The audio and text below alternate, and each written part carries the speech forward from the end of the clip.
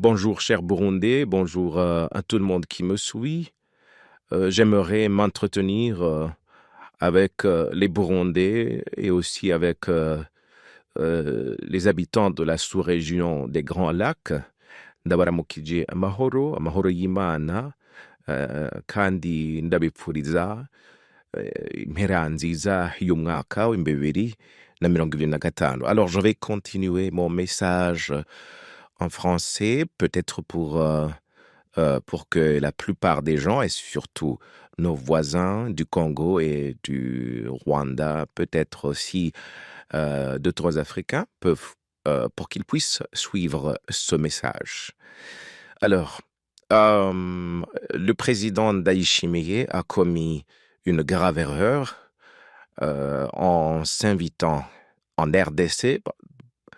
Il dit qu'il a été invité par le président Félix Tshisekedi, mais je vais vous prouver que cela est faux. C'est juste que le président Tshisekedi a été pris au dépourvu, mais aussi c'est que cela était peut-être aussi quelque chose qui soutenait ses intérêts, mais sinon, Ndayishimiye s'est invité en RDC. Rappelez-vous, il était là comme le président en exercice de la communauté des pays de l'Afrique de l'Est, et il avait été invité, c'est vrai, par la région pour une mission de maintien de la paix. Et après cela, son armée est entrée donc sur le territoire congolais, mais de deux façons. Il y a ceux qui portaient l'uniforme de la RDC et ceux qui portaient l'uniforme de l'EAC. Et ceux qui portaient l'uniforme de la RDC nous rappellent encore une fois des périodes sombres de notre histoire, parce que, rappelez-vous, avant la mort d'Adolphe Nshimirimana, le général qui était en charge des renseignements burundais, l'armée burundaise était bel et bien présente à Kiliwa, Ondès, et vous vous rappelez que l'activiste Ernest Manirumva a été assassiné alors qu'il était sur un dossier où il traçait, en fait, il retraçait la présence de l'armée burundaise en RDC, mais aussi la vente illégale de minerais aux FDLR et le transfert des armes à ce groupe génocidaire rwandais. Donc, la présence de l'arme burundaise ne date pas d'hier. D'ailleurs, si on cherche même à aller plus loin, je vous rappellerai que déjà à partir des années 93-94, je ne dirais pas l'armée burundaise, mais disons le CNDD-FDD, donc ceux qui combattaient dans ce mouvement FDD qui, je dirais, dirige le Burundi aujourd'hui, ils étaient déjà au Congo et là, ils opéraient en connivence avec les FDLR, surtout après leur fuite en 1994, après avoir commis l'irréparable, le génocide contre les Tutsis au Rwanda. Donc, pour moi, les FDD qui ont le commandement donc de l'armée burundaise se sont invités en RDC depuis très longtemps. C'est une affaire qui date de très longtemps. Donc, leur présence poursuit un but régional qui est au fait des alliances avec des groupes tribalo-génocidaires, une alliance avec les FDLR, surtout dans le cadre de l'élimination de tout ce qui s'apparente à leur virtuel empire Hima. C'est pour cela que l'armée burundaise est là. Alors, si nous revenons aux péripéties, comment les événements se sont déroulés, Ndayishimiye a trahi la confiance de la communauté des pays de l'Afrique de l'Est en, en collaborant avec des groupes armés, alors que euh, l'EAC n'était pas censé être belligérante dans ce conflit qui se déroule en RDC. Vous vous rappellerez les histoires qui se sont passées à Gichanga, à Nuro, Ngungu, etc. En fait, l'EAC, le contingent burundais de l'EAC, qui était par exemple à Nuro, a supervisé le massacre de citoyens congolais d'origine Tutsi et bien évidemment, ils n'ont rien fait alors qu'ils étaient supposés protéger la population.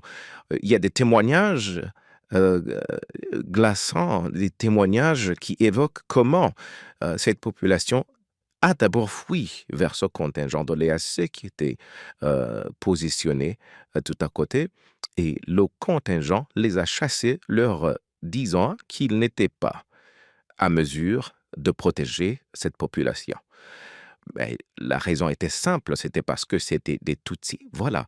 Donc, le Burundi s'est invité en RDC et s'est formé comme belligérante dans le conflit en RDC. Je continue en vous expliquant comment, par exemple, les propos du ministre des Affaires étrangères du Burundi, M. Edouard Bizimana, qui l'a tenu face aux diplomates à Bujumbura, ce sont des propos déplacés. Des propos déplacés parce que c'est comme si tout d'un coup, il se réveille et il se rend compte que, voilà, la force n'est plus disons, l'armée burundaise n'a plus le dessus. Et c'est pour cela qu'il commence à, à diaboliser le M23 et à attaquer ou à, disons, à accuser le Rwanda d'être à l'origine de ce qui se passe actuellement en RDC. Ça, c'est vraiment quelque chose de regrettable parce que, comme je vous le dis, le Burundi a cherché cette guerre déjà de Goma, de Bichanga, de Ngungu, jusqu'à aller jusqu'aux collines ou aux montagnes de Minembwe et maintenant à la porte d'Uvira. C'est une armée belliqueuse qui s'est retrouvée en RDC et qui a commencé à combattre le M23 et à combattre la communauté Tutsi en RDC depuis très très longtemps. Alors, avançons très rapidement pour voir, après avoir chassé l'EAC, qu'est-ce qui s'est passé? Après avoir chassé l'EAC, le Burundi est resté en RDC. Resté pourquoi? Resté parce que le Burundi était jugé comme une armée bantoue par rapport aux armées kenyanes, ougandaises ou même sud-soudanaises qui étaient considérées comme des nilotiques. On a eu beaucoup de messages, des messages de haine stigmatisant le contingent kenyan, par exemple. On a vu le président Ndayishimiye, le président Tshisekedi insulter le général kenyan qui était en charge donc de cette force. Et d'ailleurs, il a été menacé jusqu'à fuir, je dirais pas fuir, mais jusqu'à, disons, il a quitté le Congo, et démissionné complètement. Il a jeté l'éponge parce qu'il y avait des menaces qui pesaient sur lui.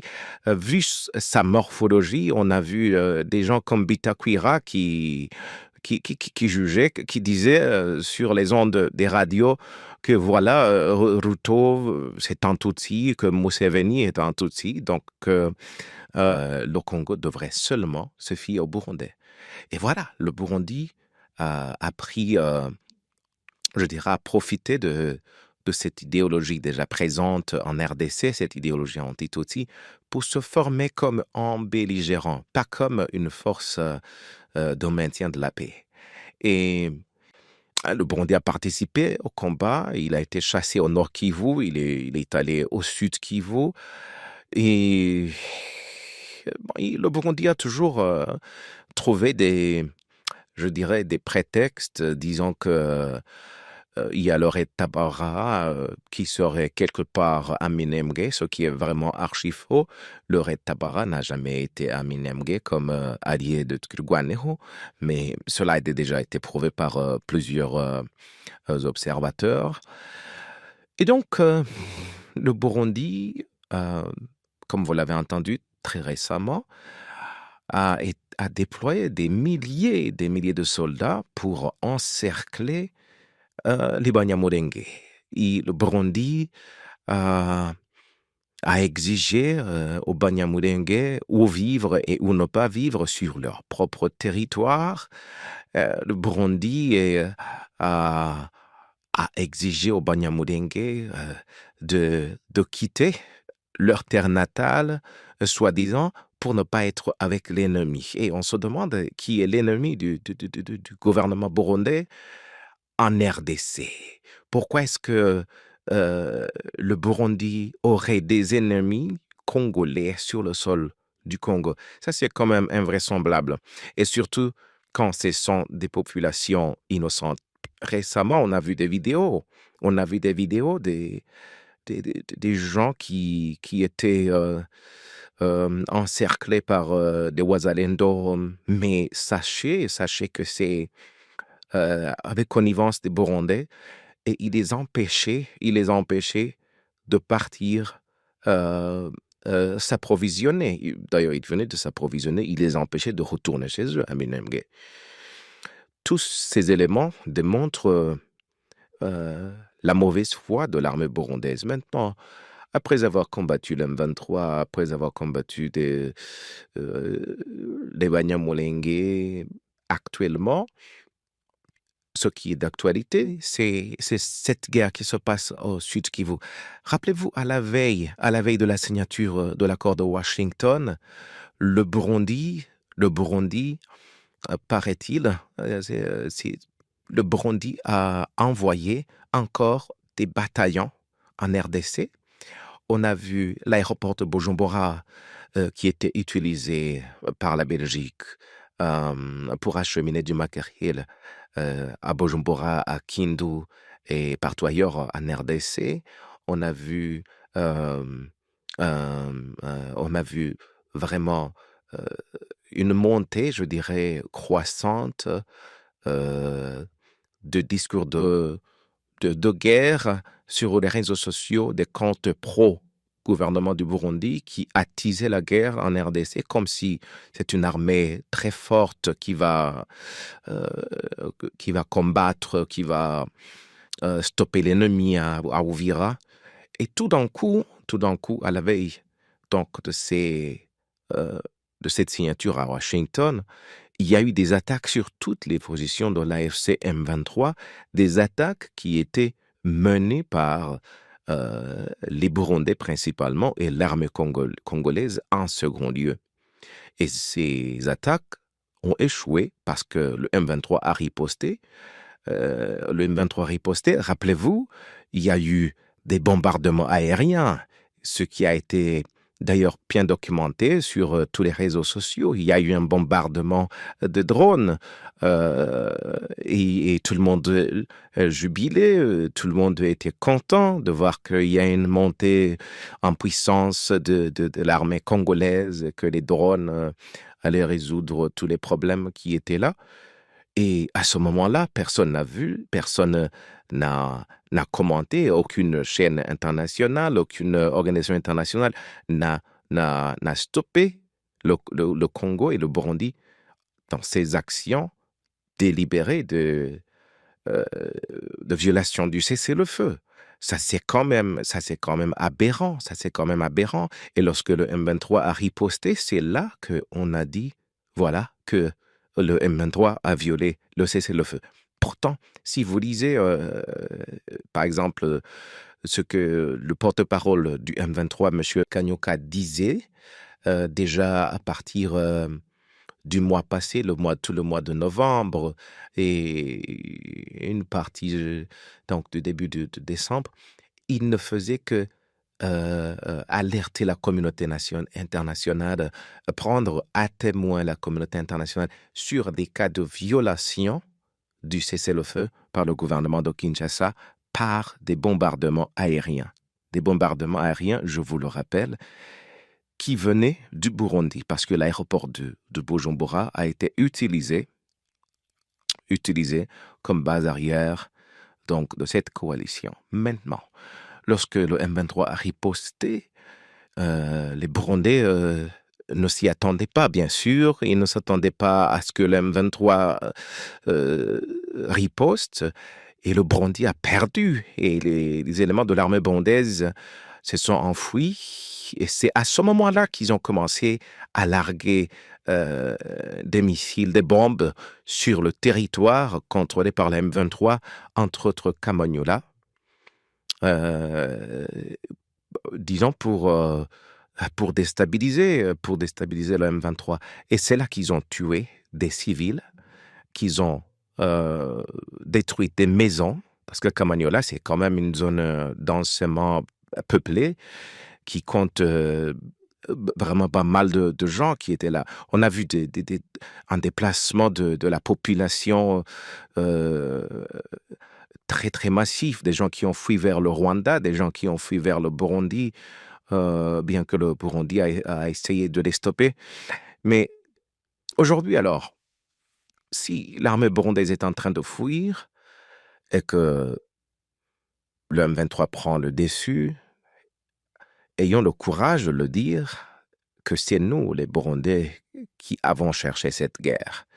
C'est nous, les Burundais, qui avons invité le M23 à riposter contre nous. Et il faut qu'un Ndayishimiye soit un homme qu'il assume les erreurs qu'il a faites, qu'il assume les erreurs qu'il a faites en tant que chef des armées, parce que c'est lui qui est responsable de tout ceci. D'ailleurs, rappelons qu'il n'a jamais briefé le Parlement burundais par rapport à ce qui est en train de se passer. Donc, c'est sa décision personnelle. Et moi, là, en tant que futur président donc, du Burundi, je voudrais rassurer la communauté internationale que une fois que j'aurai pris le pouvoir, donc je vais stopper toute cette folie, parce que le Burundi n'a pas besoin de se créer des ennemis dans la région. Le Rwanda, je ne pense pas que le Rwanda soit une menace pour le Burundi. Le Rwanda est un pays qui se développe à une vitesse quand même rapide. C'est un pays qui, selon moi, selon mes analyses, n'a pas besoin de guerre pour avancer. Le Rwanda est sur la défensive, il essaie de se défendre contre les menaces des FDLR. Et si le Burundi n'invite pas ces FDLR, ce qui est quand même, c'est quand même trop tard parce que le Burundi a déjà invité des FDLR. Je ne vois pas comment le Rwanda aurait des tendances belliqueuses contre notre pays. Voyons déjà, le Rwanda c'est quand même un pays ami qui nous a aidés dans beaucoup de choses. D'ailleurs, le CNDD-FDD oublie très, très vite parce que depuis 2005, le Rwanda était un très bon voisin. Rappelez-vous des contributions à l'EAC que le Rwanda a payé pour le Burundi. Rappelez-vous de comment ils ont aidé lorsque le marché de Bujumbura prenait feu. Ils ont envoyé des hélicoptères pour éteindre le feu. Un marché qu'on n'a d'ailleurs jamais pu reconstruire. Ça, c'est une autre question. Rappelez-vous que même Ndayishimiye, il paraît, ça, je n'ai pas de preuves, mais j'ai quand même pu entendre que il a été averti d'un coup d'État qui était fomenté contre lui par Alain-Guillaume Bunyoni, et c'est pour cela que peut-être Ndayishimiye aurait agi sur ces informations. Bref, je ne veux pas m'éterniser sur cette question, mais j'aimerais quand même rappeler à la région que nous tous Burundais, que tous les Burundais ne sont pas belliqueux, que tous les Burundais ne veulent pas la guerre contre le M23, contre le Rwanda, contre l'Ouganda. Non, nous voulons un Burundi unifié, un Burundi qui est responsable. Nous avons tellement de défis le CNDD-FDD nous a plongé dans une pénurie de carburant, dans une pénurie de devises. Le pays est maintenant le pays le plus pauvre du monde, bien que Ndayishimiye essaie je dirais, de se moquer de cette situation et de se moquer des pauvres, parce que lui, il a des stocks. Donc, nous, en tant que Burundais responsables, nous avons à cœur de reconstruire cette nation et nous allons la reconstruire à travers un comportement responsable euh, qui doit absolument éviter des erreurs comme les erreurs d'Ndayishimiye. Nous avons besoin des alliés et pas des ennemis. Et quand je dis nous avons besoin des alliés, on a besoin des alliés responsables, des alliés qui ne sont pas Tshisekedi. En tout cas, personnellement, je ne pense pas que Tshisekedi soit un bon allié pour le Burundi. C'est un président, je dirais, irresponsable qui ne voit que ses propres intérêts, parce que quand on parle de la guerre à l'Est, je dirais que la guerre à l'Est n'a été qu'un prétexte pour Tshisekedi pour s'éterniser au pouvoir, pour cacher son incompétence et les différents dossiers de corruption à l'international. Merci beaucoup. Merci beaucoup pour ce moment qu'on vient de passer ensemble. Je le ferai assez souvent. Je viendrai ici pour vous parler de mes projets, mais aussi de ce que je vois comme euh, euh, situation régionale. Et si Uvira tombe, donc que Ndayishimiye prenne acte. Il n'est pas trop tard de bien faire. Il peut retirer son armée, de la RDC et arrêter d'utiliser Bujumbura comme une base pour déstabiliser la région. Merci.